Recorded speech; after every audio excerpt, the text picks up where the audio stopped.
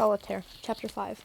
That was one hell of a pee, says Michael, as I sit down. He's still here. Part of me was hoping he wouldn't be. You sound impressed, I say. I am, actually. Becky, Evelyn, and Lauren are now talking across the table to some other girls from our year who I don't really know.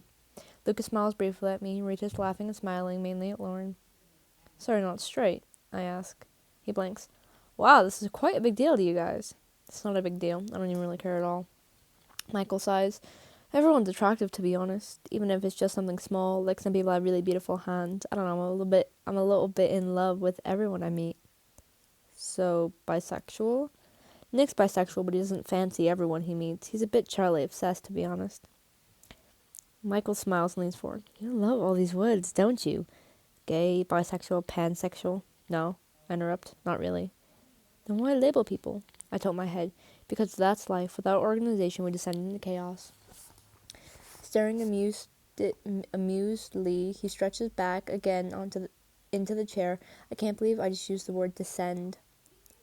Well, if you care so much, what are you? He asks. What? What's your sexuality?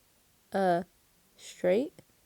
And what does that mean for you, Tori Spring? Have you fancied many boys in your time? I actually haven't. Ever. Presumably this is because I have a very low opinion of people. I look down. Guess I'll just go straight until proven otherwise. Michael's eyes twinkle, but he doesn't comment. You going to remember what you came to tell me? I ask. He strokes his sharply parted hair.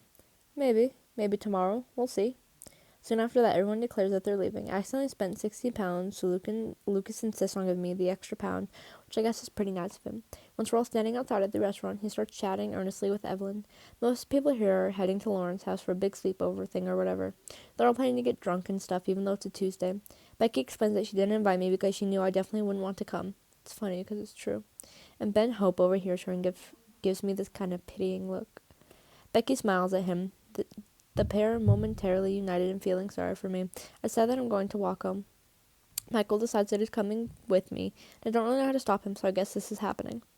We've been moving in silence through the high street. It's all Victorian and brown, and the cobblestone road is sort of curved like we're in the bottom of a trench. A man in a suit hurries past, and he's asking someone on the phone. Do you feel anything yet? I ask Michael why he's walking home with me. Because I live this way. The world does not revolve around you, Victoria Spring. He's being sarcastic, but I feel kind of put out. Victoria. I shudder. Huh? Please don't call me Victoria. Why's that? Just think of Queen Victoria, the one who wore all black, who wore black all her life because her husband died, and Victoria Spring sounds like that brand of bottled water when it's picking up around us. I don't like my name either, he says.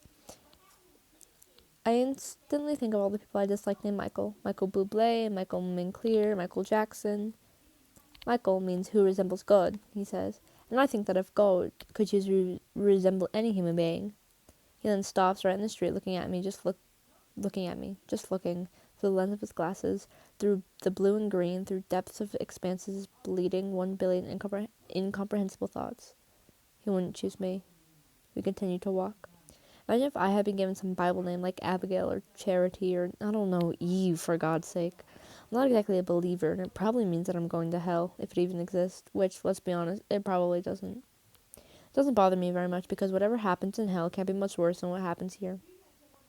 I realize then that I'm freezing. I've forgotten it was the middle of winter, and it's raining, and all I got is a shirt and a jumper and thin jeans. I regret not calling Mom, but I hate bothering her because she always does this sighing thing where she's like, no, I'm perfectly fine, I'm not bothered. But I can tell that she most definitely is bothered.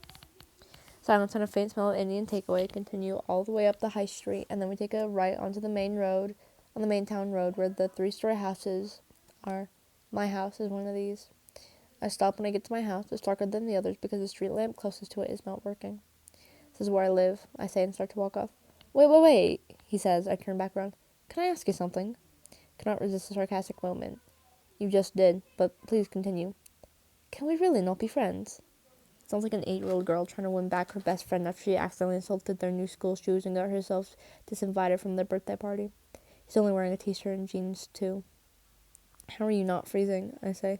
Please, Tori, why don't you want to be friends with me? It's like he's desperate. Why do you want to be friends with me? I shake my head. We're not in the same year. We're not similar in any way whatsoever. I literally do not understand why you even care about. I stopped then because I was about to say me. Then I realized midway through that would be a truly horrific sentence. He looks down. I don't think that I understand either.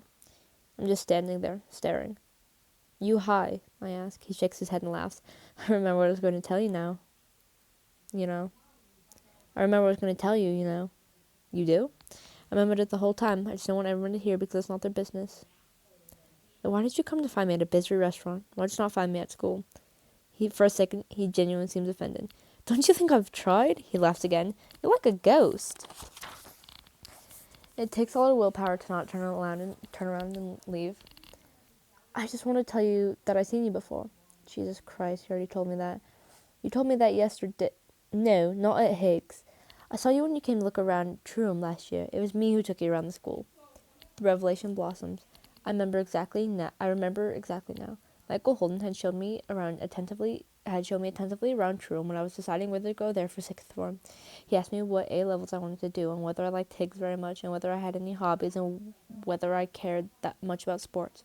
In fact, everything he said had been so utterly unremarkable. But it's impossible. But you were so normal. He shrugs and smiles, and the raindrops on his face almost make him seem as if he's crying. There's a time and place for being normal for most people. Normal is the default setting. But for some, like you and me, normal is something we have to bring out, like putting on a suit for a posh dinner. Wait, now he's being profound? Why did you need to tell me this? Why did you track me down? Why was that so important? He shrugs again. It wasn't, I guess, but I wanted you to know. And when I want to do something, I usually do it. I stare at him. Nick and Charlie were right. He's the strangest person I've ever met. He holds up a hand, sending me a slight wave. See you soon, Tory Spring. Then he wanders away. I'm left standing under the broken street lamp in my black jumper in the rain, wondering whether I'm feeling anything yet, and realizing that it's very funny because it's all very true.